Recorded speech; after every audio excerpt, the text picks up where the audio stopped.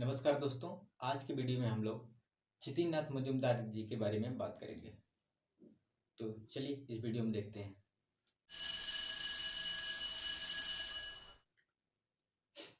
तो छितिन मजूमदार जो हैं यूपी के किसी भी एग्जाम के दृष्टिकोण से बहुत ही महत्वपूर्ण है।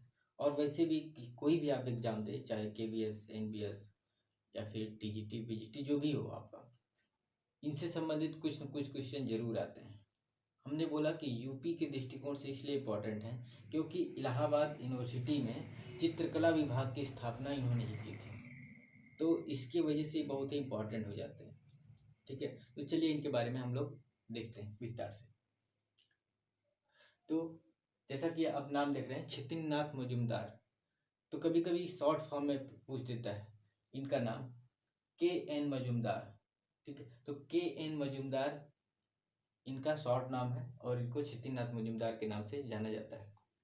ठीक है, और 1891 में इनका जन्म हुआ था और जन्म इनका पश्चिम बंगाल के मुर्शिदाबाद में हुआ था और निमटिया नामक एक गांव में इनका जन्म हुआ था। ठीक है, मुर्शिदाबाद पश्चिम बंगाल में ही पड़ता है। और इनके पिताजी का नाम केदारनाथ मजूमदार था, जो कि पेशे से एक रजिस्ट्रार थे। ठीक है, तो ये रजिस्ट्रार रहते हैं, इनके पिताजी का नाम है। माताजी का इनका बचपन में ही देहांत हो जाता है। चलिए अब देखते हैं इनकी शिक्षा के बारे में। तो इनकी शिक्षा कलकत्ता कला विद्यालय में हुई थी। कलकत्ता कला विद्यालय, ठीक है, कलकत्ता कला विद्यालय में इनकी शिक्षा हुई थी और 1904 ईस्वी में इन्होंने कलकत्ता कला विद्यालय में प्रवेश लिया था। और जाहिर सी बात है कि वहां पे प्रवेश लिया था तो अवनी बाबू यानी अवनींद्रनाथ टैगोर इनके कला शिक्षक यानी इनके गुरु हो जाएंगे। ठीक है, अवनीनाथ टैगोर। तो अवनीनाथ टैगोर के से संबंधित बहुत सारे इनके शिष्य हो जाएंगे, जैसे आपका असित कुमार हालदार, नंदलाल बोस, ये आपके छितिन मजूमदार हो गए, डीपी राज चौधरी हो जाएंगे और बहुत सारे कलाकार हैं। ठीक, के वेंकटप्पा हो जाएंगे और बहुत सारे कलाकार। अब देखते हैं इनकी प्रसिद्धि किस रूप में रही है। तो इनकी प्रसिद्धि एक चित्रकार के रूप में रही है और एक कला शिक्षक के रूप में भी कहीं न कहीं जाने जाते हैं, लेकिन प्रसिद्धि कहेंगे तो एक चित्रकार के रूप में इनकी कुछ ज़्यादा ही प्रसिद्धि रही है। ठीक है, और चैतन्य महाप्रभु से संबंधित चित्र बनाने की वजह से इन्हें चैतन्य सिद्ध कलाकार कहा जाता है। तो अवनी बाबू ने ही ये नाम दिया था इनको, अवनीनाथ टैगोर ने इन्हें चैतन्य सिद्ध कलाकार बोला था।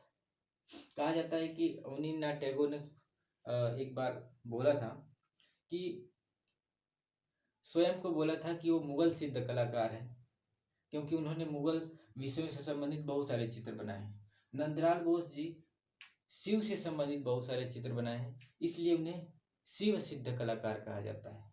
और चैतन्य से संबंधित चित्र ज्यादा बनाने की वजह से इन्हें चैतन्य सिद्ध कलाकार भी कहा जाता है। ठीक है, और इन्हें भावों का सम्राट, इन्होंने इनके चेहरे पे आप जो भाव देखेंगे वो अद्भुत ही है। ठीक है, इसीलिए इन्हें भावों का सम्राट कहा जाता है।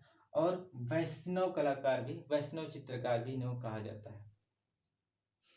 अब देखते हैं इन्होंने किस किस माध्यमों में चित्रण कार्य किए हैं। तो चित्रण में आप देखें टेम्परा, पहले तो सभी कलाकार इसी में करते थे। जल रंग कहीं ना कहीं ये भी हो जाएगा। और वॉश, बंगाल शैली और अवनी बाबू के शिष्य यानी कि वॉश। ठीक है, तो वॉश टेक्निक में भी काम करेंगे।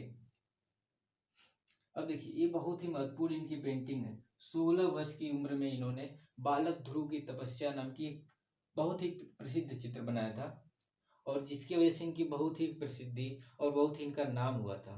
ठीक है, ये कहा जाता है कि एक अंग्रेज ने इसे 80 रुपये में खरीद लिया था। अगर उस समय से अगर तुलना करेंगे तो ये बहुत बड़ी रकम हो जाती है। ठीक है, 16 वर्ष की उम्र में बनाया था बालक ध्रुव की तपस्या।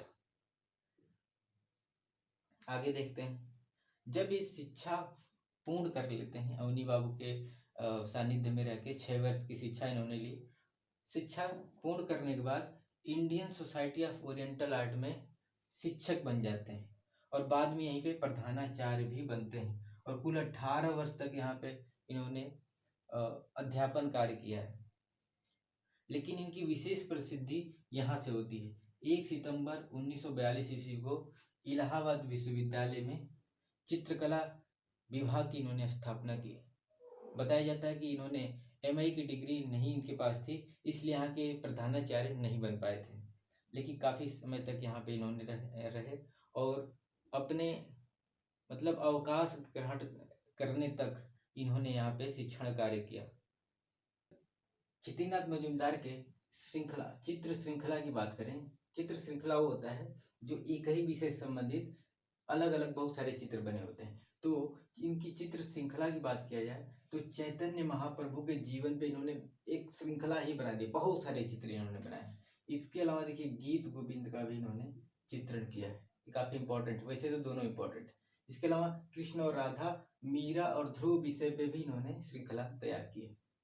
ठीक है, अगर हम इनके चित्रों के विषय की बात करें कि जब ये चित्र बनाते थे तो उनके विषय क्या लेते थे, तो इनके विषय होते थे ऐतिहासिक, पौराणिक, भागवत पुराण और गीत गोविंद का भी इन्होंने चित्रण किया है।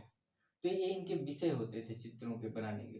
ठीक है, बहुत सारे ऐतिहासिक पौराणिक विषय भी बनाते थे और कहीं ना कहीं बंगाल शैली के कलाकार इन्हीं सब विषयों पे ही काम किए हैं।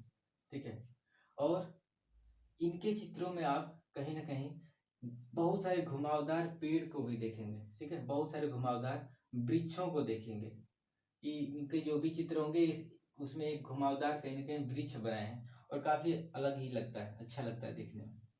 इनके कुछ प्रिय कलर थे जैसे हल्का लाल, हल्का पीला, गेरुआ रंग, इनके प्रिय कलर थे। इनके रंगों में आप इनके चित्रों में ज्यादातर आप देखेंगे।